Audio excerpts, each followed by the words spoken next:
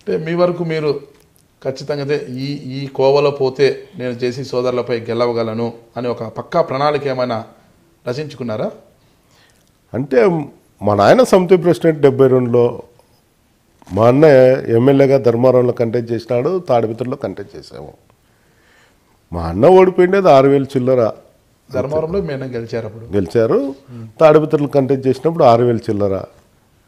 మాకు అక్కడ ఎల్లనూరు, పుట్లూరు, సింగళమల్లో ఉన్నంత మాత్రాన మేము తాడిపత్రికే పరిచేస్తులం, కానీ సింగళమల్ల కాన్స్టిట్యూషన్కి అయితే పరిచేస్తులం కాదు.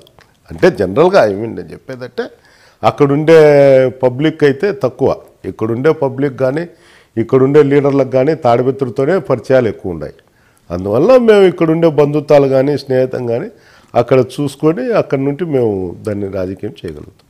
గత 4-5 నెలల నుంచి కూడా ఇక జేసీ సోదరులకు చెక్ పెట్టాలి అంటే జేసీ సోదరుల యొక్క గట్టి వాళ్ళతో డి అంటే డి అని ఉండే నాయకుడు ఎవరని భూతద్దం పెట్టి వెతికి మరీ మిమ్మల్ని పట్టుకున్నారు జగన్మోహన్ రెడ్డి అని అంటుంటారు.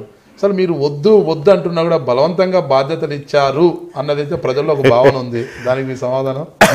వద్దనేదేం లేదు, కానీ వాళ్ళు ఏది చెప్పినా అది చేసే బాధ్యత మాది. ఏంటంటే ఈ రోజు కాదు, మా ఫాదర్ నుండి వాళ్ళకు ఫ్యామిలీ ఉన్నా కూడా గత కొద్ది రోజులుగా ఇది సాగుతూనే ఉంది ఈ సంభాషణ.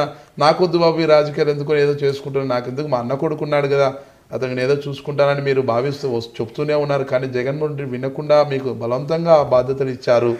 అంటే మనకి ఇష్టం లేదు, జగన్మోహన్ రెడ్డి చెప్తే మాత్రం వింటామని. చివరిలో అందరూ నచ్చజెప్పడంతోనే మీరు బాధ్యతలు తీసుకున్నారని చెప్తున్నారు. నాకు ఆ పరిస్థితి అయితే లేదు, కానీ నా కుటుంబంలో నేను మా అన్న కొడుకుతో కానీ మాతో కానీ మా కుటుంబంతో చర్చించి నేను రాజకీయాల్లోకి ప్రవేశించడం జరుగుతుంది. కానీ ఎవరో చెప్తే వినాల్సిన అంత చిన్న వయసు కాదు నాది, ఎవరో చెప్తే వినే అంత పరిస్థితి కూడా లేదు.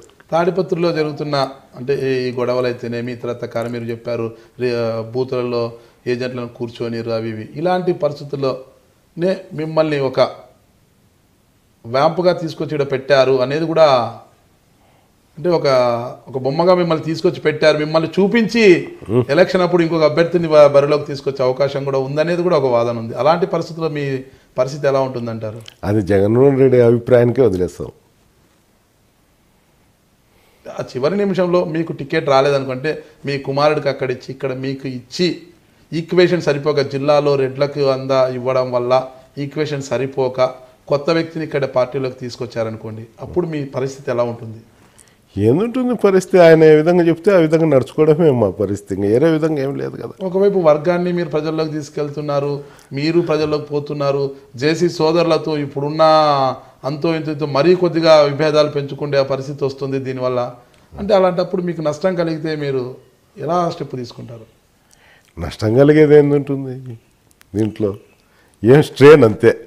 పొద్దున్న లేచి అడిగిపోవడము, ఉద్యోగం ఉండేట్లు. ఒక ఎంప్లాయీ ఏం చేస్తాడు, టైం ప్రకారం ఆఫీస్కి పోతాడు, వస్తా అంటాడు, చేస్తా అంటాడు. ఓ పొలిటీషియన్ కూడా అదే పరిస్థితే. పబ్లిక్ లేకపోతాడు, పబ్లిక్ సమస్యలు కనుక్కుంటా అంటాడు, పబ్లిక్ పరిస్థితులు కనుక్కుంటాడు, చేస్తా అంటాం. ప్రస్తుతం ఇప్పుడే మీరు బాధ్యతలు స్వీకరించారు కదా, అంటే మీరు ప్రతిపక్షంలో ఉన్నారు. ప్రజలు సమస్యలు చెబితే అవి విని మీరు ఆ సమస్యల పరిష్కారం కోసం ఎలాంటి స్టెప్పులు తీసుకుంటున్నారు? అధికారులను అడుగుతాము, రిక్వెస్ట్ చేసుకుంటాము, వీలైన కాడికి చేయిస్తుంటాం. అధికారులను అడిగినంత మాత్రాన ఎవరు పనిచేయరు, అధికార పార్టీ నాయకుల్ని కాదని అధికారులు ఎవరు పనిచేయరు. ఈ సమయంలో అంటే మీరు అజిటేషన్స్ కానీ మరో విధంగా ఇతరత్ర కార్యక్రమాలు కానీ ఏమైనా చేయబోతున్నారా? ఇప్పుడు వరకైతే ఆ పరిస్థితి రాలేదు. ఆ పరిస్థితి వచ్చి ఖచ్చితంగా ఫేస్ చేస్తాం. నేను మీ పెద్దారెడ్డిని, వైఎస్ఆర్ కాంగ్రెస్ పార్టీ లీడర్ను. మీరు చూస్తున్నారు ఐ డ్రీమ్ న్యూస్.